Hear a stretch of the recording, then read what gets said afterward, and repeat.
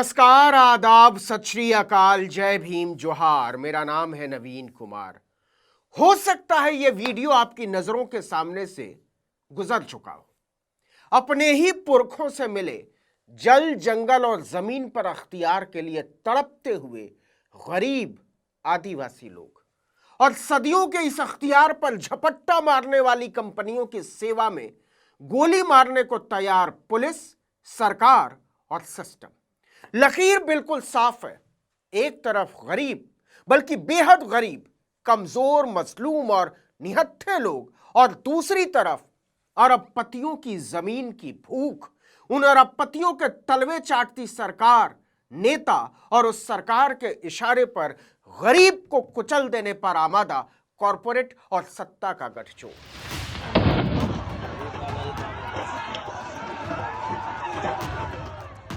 इस बात में कोई शक नहीं रह गया है कि मोदी के राज में सरकार से लेकर प्रशासन और सरकारी अमले से लेकर निजी कंपनियों तक को लोगों के खून चूसने की खुली छूट दे दी गई है।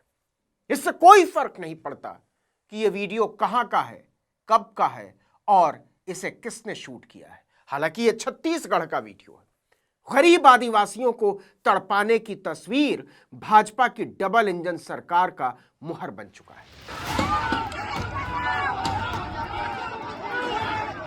अब तो लगता है कि कहां कहां की खबर दिखाएं, किस किस का हाल बताएं।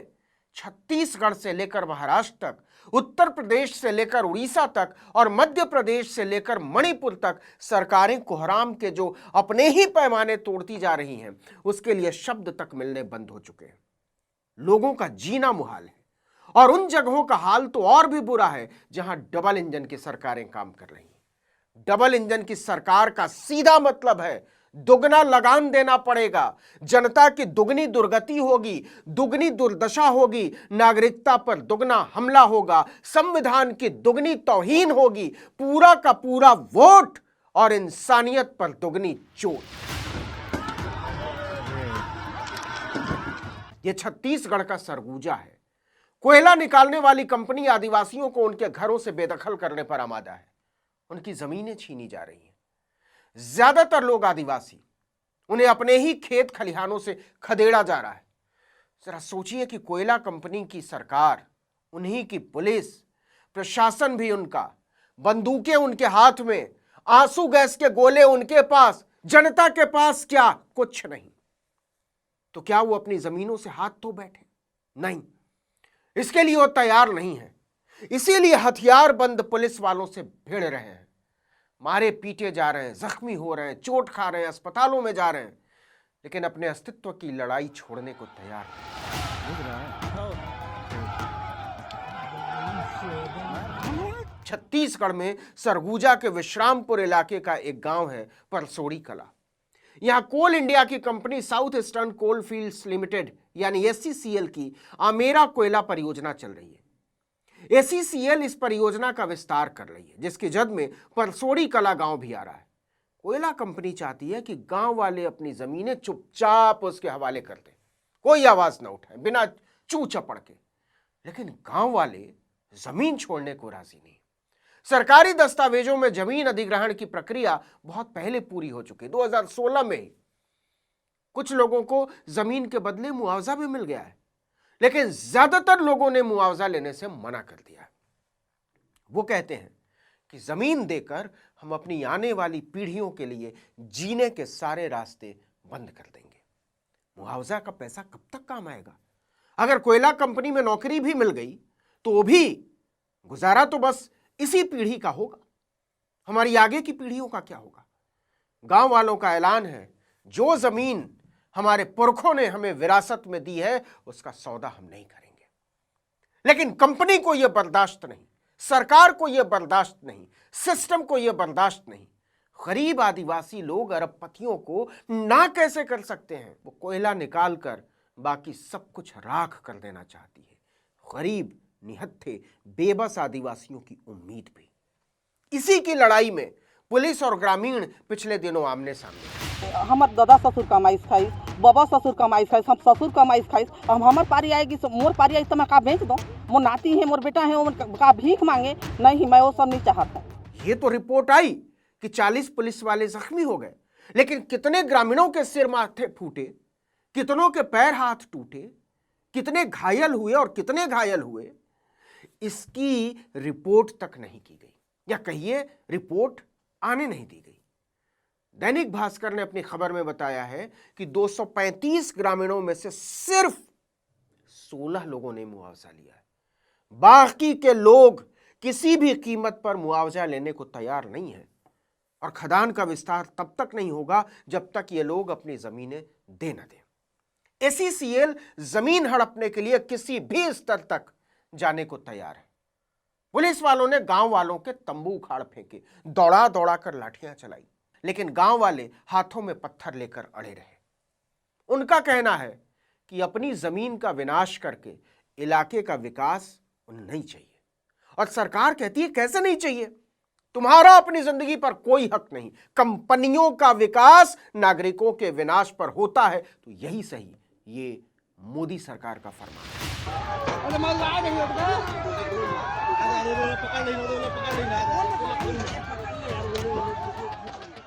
सरगुजा की यह कहानी क्या आपने किसी टीवी चैनल पर देखी? नहीं देखी होगी, सोच कर देखिए। क्या एक लोकतांत्रिक सरकार के पास ऐसी ताकत होनी चाहिए कि वो किसी को भी विकास के नाम पर उनके घर और जमीन से बेदखल करते, खासकर तब जब वो लोग गरीब हो? लेकिन साहब की लफाजी का नमूना देखिए। एक तरफ सरगुजा के ग्रामीण कुचले जा रहे हैं, खदेड़े जा रहे हैं, मारे जा रहे हैं, पीटे जा रहे हैं, और दूसरी तरफ वो राजभवन को लोक भवन, राजपथ को लोकपथ और प्रधानमंत्री निवास को लोक कल्याण मार्ग बनाकर कहते, लो हो गया लोकतंत्र का कायाकल्प, और क्या चाहिए। महाराष्ट्र को ही देख लीजिए, वहां भी डबल इंजन की सरकार है, लेकिन लोग हैं कि सरकारी काम में बाधा डाल रहे हैं। जानते हैं कैसे? पेड़ों से लिपट गए हैं, चिपको आंदोलन की तरह आंदोलन शुरू हो गया। सरकार कहती है पीछे हटो, भागो, पेड़ काटकर विकास करना है। लोग कह रहे हैं मर जाएंगे लेकिन पेड़ कटने नहीं देंगे। नासिक का मामला है, यहां के तपोवन में सरकार 1800 पेड़ काटने जा रही है। क्यों?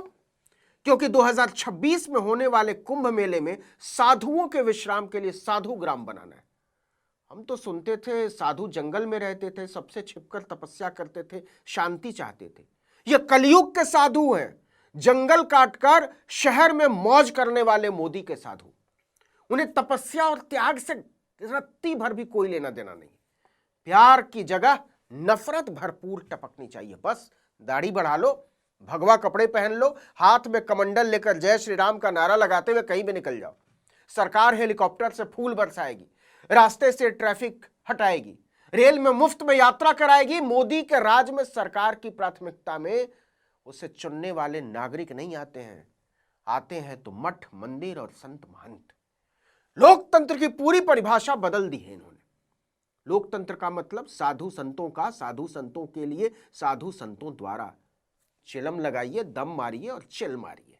इसलिए कुंभ मेले के लिए नासिक के तपोवन में बाकायदा साधु ग्राम बनाया जा रहा है। इसके लिए सीधे 1800 पेड़ों की बलि ली जाएगी। हम सुनते थे साधु लोग पेड़ लगाते हैं, इनके लिए पेड़ काटना है। सिविल सोसाइटी के लोगों को चिपको आंदोलन करना पड़ रहा है। पिछले 3 हफ्ते से आंदोलन जारी है। Nashik district domestic workers union ने 6 दिसंबर को विरोध प्रदर्शन किया। महिलाएं लाल रंग की साड़ी में घर से बाहर निकलकर प्रदर्शन का हिस्सा बनी। कुछ महिलाएं अपनी 8-10 साल की बेटियों को भी साथ ले आईं। सरकार की हरकत भी दिखानी थी और आम लोगों के कर्तव्य भी। बच्चे भी याद रखेंगे कि हिंदुत्व के सबसे भयावह दौर में एक समय ऐसा भी आया था कि उनकी माओं को घरों से निकलकर सरकार से भिड़ना पड़ा था। आंदोलन धीरे धीरे बढ़ता जा रहा है। लोग अपनी नौकरियों से छुट्टी लेकर विरोध प्रदर्शन में शामिल हो रहे हैं। आउटलुक मैगजीन से बात करते हुए एक घरेलू महिला मीना जाधव कहती हैं कि वो ऑक्सीजन का महत्व जानती हैं। कोविड के दौरान लाखों लोग इसके लिए जूझ रहे थे। एक दोस्त को ऑक्सीजन की कमी की वजह से ही खो दिया। मीना पूरी जिंदगी गरीबी से लड़ी हैं, अब सरकार से लड़ रही हैं।